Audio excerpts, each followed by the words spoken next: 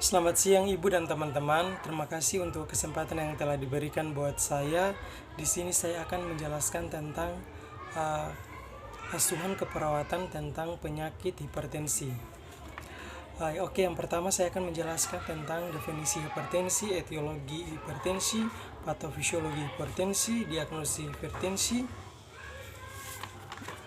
dan kasus keperawatan hipertensi.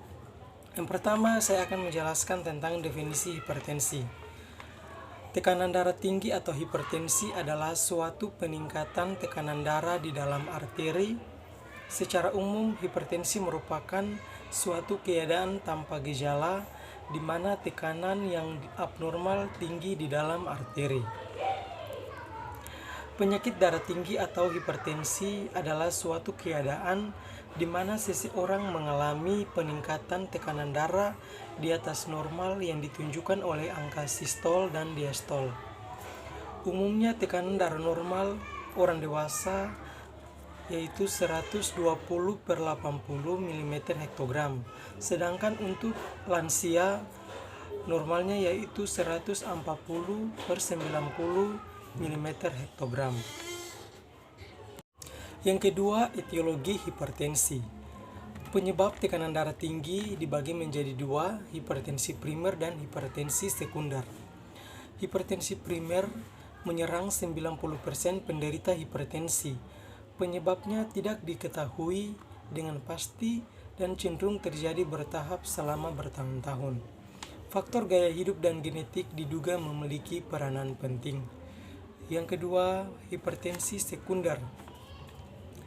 Hipertensi sekunder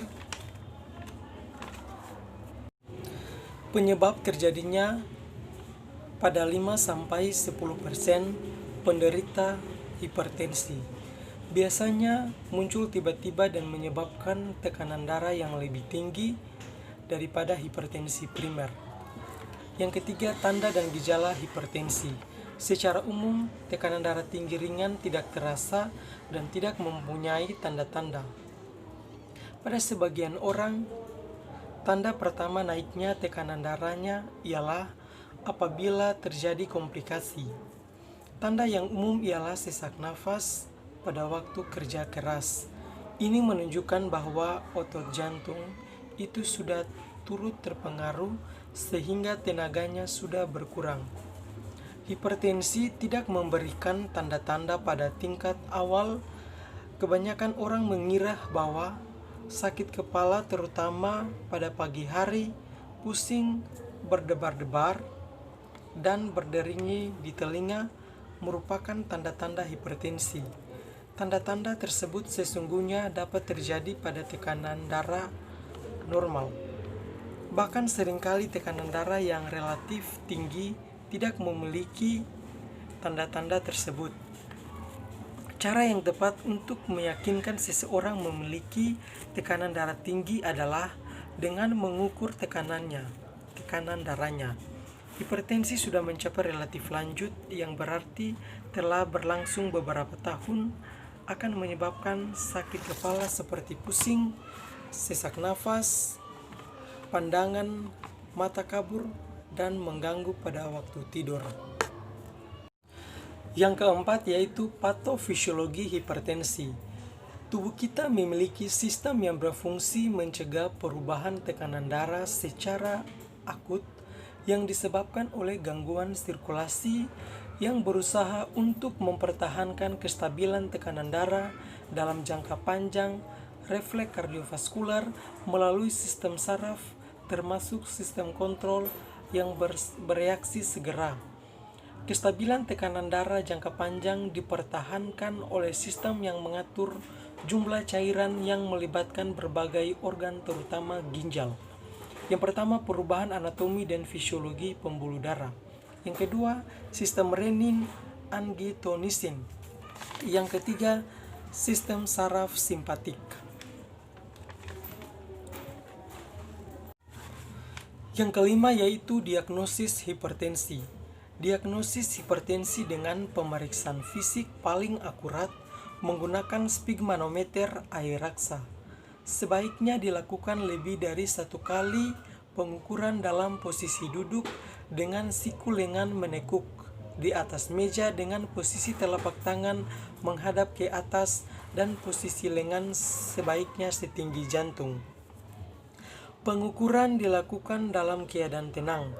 Pasien diharapkan tidak mengkonsumsi makanan dan minuman yang dapat mempengaruhi tekanan darah, misalnya kopi, soda, makanan tinggi kolesterol, alkohol, dan sebagainya.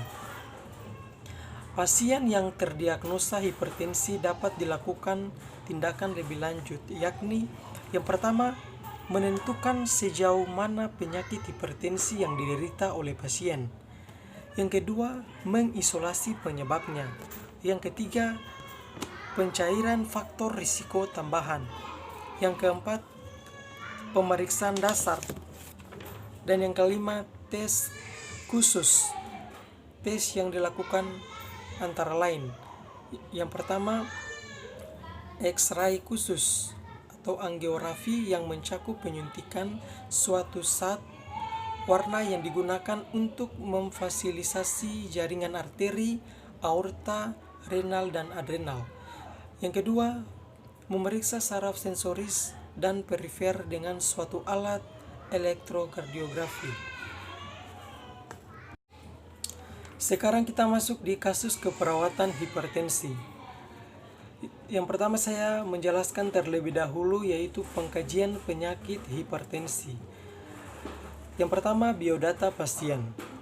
Nama pasien Nyonya Astri, umur 65 tahun, jenis kelamin perempuan, agama Islam, pendidikan SMA, pekerjaan ibu rumah tangga, golongan darah B, nomor register 029801, alamat Batu Merah, status sudah menikah, keluarga terdekat dengan pasien yaitu anak pasien, diagnosa medis hipertensi.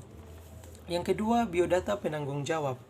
Nama Bella Vira, umur 25 tahun, hubungan dengan pasien, anak pasien, pendidikan SMA, pekerjaan tani, alamat Batu Merah. Yang ketiga, anamnesis. Keluhan utama atau alasan masuk rumah sakit. Keluhan saat masuk rumah sakit. Klien mengatakan badannya lemah, kepalanya pusing, dadanya sesak, dan nafsu makan menurun. Keluhan saat pengkajian. Klien mengatakan dadanya sesak ketika bernafas dan kepalanya pusing. Yang kedua, riwayat penyakit sekarang. Paliatif, klien datang dengan riwayat hipertensi dan gastritis. Quality, klien dengan keadaan pingsan. Regio atau lokasi, kepala pasien dan dada sesak. Time, 1 minggu yang lalu. Yang ketiga, riwayat penyakit yang lalu. Klien mengatakan mempunyai riwayat hipertensi 3 bulan dan hanya berobat di puskesmas saja. Yang keempat, riwayat kesehatan keluarga. Klien mengatakan bahwa dalam keluarga klien tidak ada yang mempunyai riwayat penyakit yang sama seperti klien. Yang berikut, saya akan menjelaskan pola pemeliharaan kesehatan. Pola pemenuhan kebutuhan nutrisi. Saya akan menjelaskan pola pemenuhan kebutuhan nutrisi pasien di rumah dan di rumah sakit. Jumlah atau waktu pada saat pasien di rumah, pasien makan pagi, klien makan porsi dengan nasi, sayur, lauk, dan minum air putih. Makan siang pun juga begitu, dan makan malam pun juga dengan porsi yang sama. Di rumah sakit, pada saat pagi hari klien makan sesuai dengan diet yang sudah diberikan. Makan siang pun juga sama dan makan malam pun juga sama. Sekarang kita masuk di kasus keperawatan hipertensi. Yang pertama saya menjelaskan terlebih dahulu yaitu pengkajian penyakit hipertensi. Yang pertama, biodata pasien. Nama pasien Nyonya Astri, umur 65 tahun, jenis kelamin perempuan, agama Islam, pendidikan SMA, pekerjaan ibu rumah tangga, golongan darah B, nomor register 029801, alamat Batu Merah, status sudah menikah, keluarga terdekat dengan pasien yaitu anak pasien, diagnosa medis hipertensi. Yang kedua, biodata penanggung jawab. Nama, Bella Vira, umur 25 tahun, hubungan dengan pasien, anak pasien, pendidikan SMA, pekerjaan tani, alamat Batu Merah. Yang ketiga, anamnesis. Keluhan utama atau alasan masuk rumah sakit. Keluhan saat masuk rumah sakit. Klien mengatakan badannya lemah, kepalanya pusing, dadanya sesak, dan nafsu makan menurun. Keluhan saat pengkajian. Klien mengatakan dadanya sesak ketika bernafas dan kepalanya pusing. Yang kedua, riwayat penyakit sekarang. Paliatif, klien datang dengan riwayat hipertensi dan gastritis. Quality, klien dengan keadaan pingsan. Regio atau lokasi, kepala pasien dan dada sesak. Time, 1 minggu yang lalu. Yang ketiga, riwayat penyakit yang lalu. Klien mengatakan mempunyai riwayat hipertensi 3 bulan dan hanya berobat di puskesmas saja. Yang keempat, riwayat kesehatan keluarga. Klien mengatakan bahwa dalam keluarga klien tidak ada yang mempunyai riwayat penyakit yang sama seperti klien. Yang berikut, saya akan menjelaskan pola pemeliharaan kesehatan. Pola pemenuhan kebutuhan nutrisi. Saya akan menjelaskan pola pemenuhan kebutuhan nutrisi pasien di rumah dan di rumah sakit. Jumlah atau waktu, pada saat pasien di rumah, pasien makan pagi, klien makan porsi dengan nasi, sayur, lauk, dan minum air putih. Makan siang pun juga begitu, dan makan malam pun juga dengan porsi yang sama. Di rumah sakit, pada saat pagi hari klien makan sesuai dengan diet yang sudah diberikan. Makan siang pun juga sama, dan makan malam pun juga sama. Yang berikut, pola istirahat tidur. Saya akan menjelaskan pola istirahat tidur pasien di rumah maupun di rumah sakit. Di rumah, pada pagi hari, tidur sekitar 1 jam. Pada siang hari, pasien tidur 1 jam, dan malam hari sekitar 7 jam. Pada waktu di rumah sakit, tidur pagi sekitar 2 jam, tidur siang sekitar 2 jam, dan malam hari sekitar 4 jam. Gangguan tidur. Waktu di rumah tidak mengalami gangguan tidur. Pada saat di rumah sakit, klien tidak bisa tidur karena sesak nafas, muntah-muntah, dan pusing. Yang berikut, pola kebersihan diri atau personal hygiene. Saya akan menjelaskan pola kebersihan diri atau personal hygiene pasien di rumah sakit maupun di rumah. Frekuensi mencuci rambut di rumah 2 kali per minggu, dan di rumah sakit belum pernah. Yang kedua, frekuensi mandi di rumah 2 kali per hari, dan di rumah sakit diseka 2 kali per hari. Frekuensi gosok gigi 2 kali per hari waktu di rumah, dan di rumah sakit belum pernah. Warna rambut di rumah putih berubah, dan di rumah sakit juga putih berubah. Konsentrasi kusam di rumah dan di rumah sakit juga kusam. Yang berikut, saya akan menjelaskan tentang analisa data dari asuhan keperawatan hipertensi. Yang pertama, ada data subjektif dan data objektif. Ada etiologi atau penyebab, dan ada problem atau masalah. Data subjektif yang pertama yaitu klien mengatakan klien mempunyai riwayat hipertensi. Data objektifnya, tekanan darah klien meningkat yaitu 175 per 100 mm hektogram. Etiologi atau penyebabnya, yang pertama mendula saraf, yang kedua simpatis ganglia, yang ketiga simpatis tekanan darah, yang keempat kontraksi, dan kelima peningkatan tekanan darah. Problem atau masalahnya yaitu peningkatan tekanan darah. Data subjektif yang kedua yaitu keluarga klien mengatakan klien merasa sakit kepala yang hebat.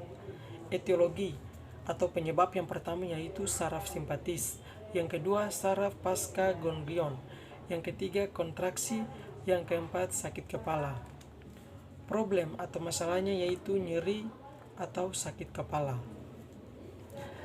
Data subjektif yang ketiga yaitu keluarga klien mengatakan klien tidak tidur semalam dan terus merasakan sakit kepala yang dirasakan. Data objektifnya yaitu tekanan darah 175 per 100 mm hektogram.